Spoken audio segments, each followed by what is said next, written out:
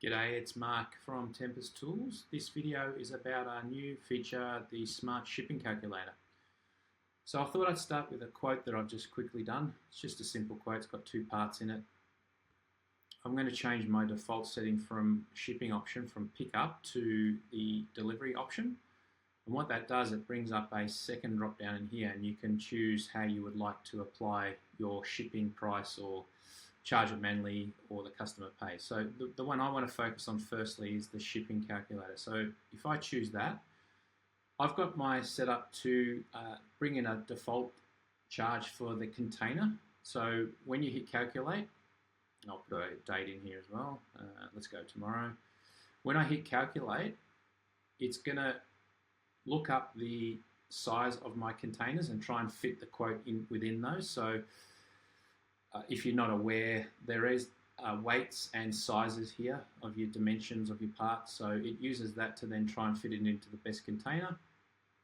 I've got my shipping calculator set up for a flat price and then on top of that a per kilometre charge. So now that I've calculated my price, I can jump into the shipping breakdown and I can see the price that it's given me, and also I can see the destination address of where I'm delivering it to with the kilometres. So basically works out a route using Google Maps and then it charges the fee that you've added to your setup.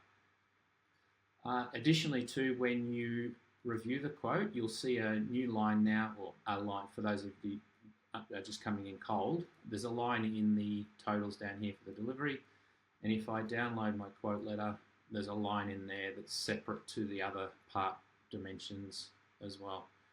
So your customer can see the delivery, which is here. All right, so how does all that come together? So I'm going to jump into the settings page for it. So it's quite simple.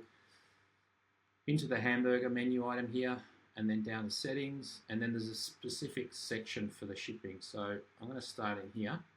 So there's two options you can do. So if you're only using ToolBox for internal quotes, so you physically doing the quote on behalf of the customer, you can assign that for shipping.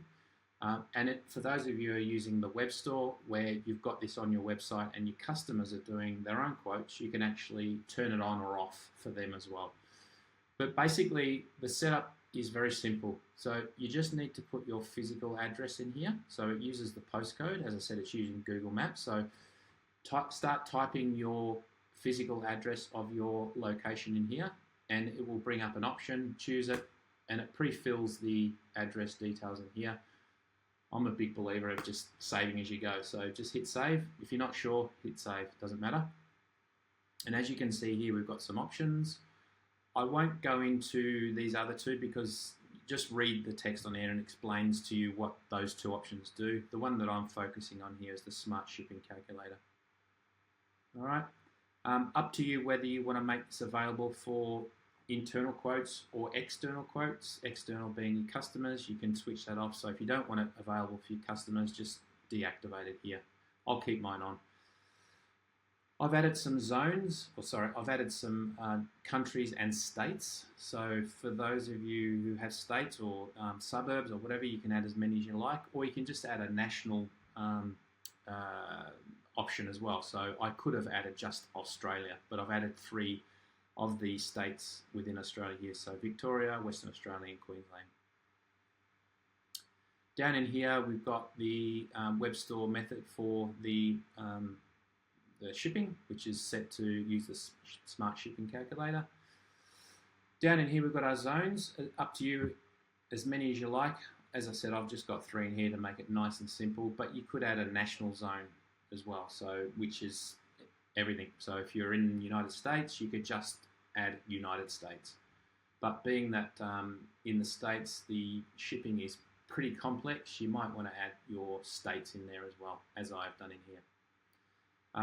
You can't, once you add them, you can't delete them.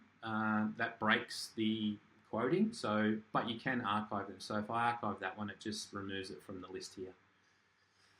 And then down in here, you've got your different containers. So again, as many as you like or as little as you like. So I've just got some really basic ones in here: box, quarter pallet, standard pallet, and then this is my interpretation of this is my catch-all. So if it doesn't fit in any of those, it's going to go into the oversize, which I've made huge.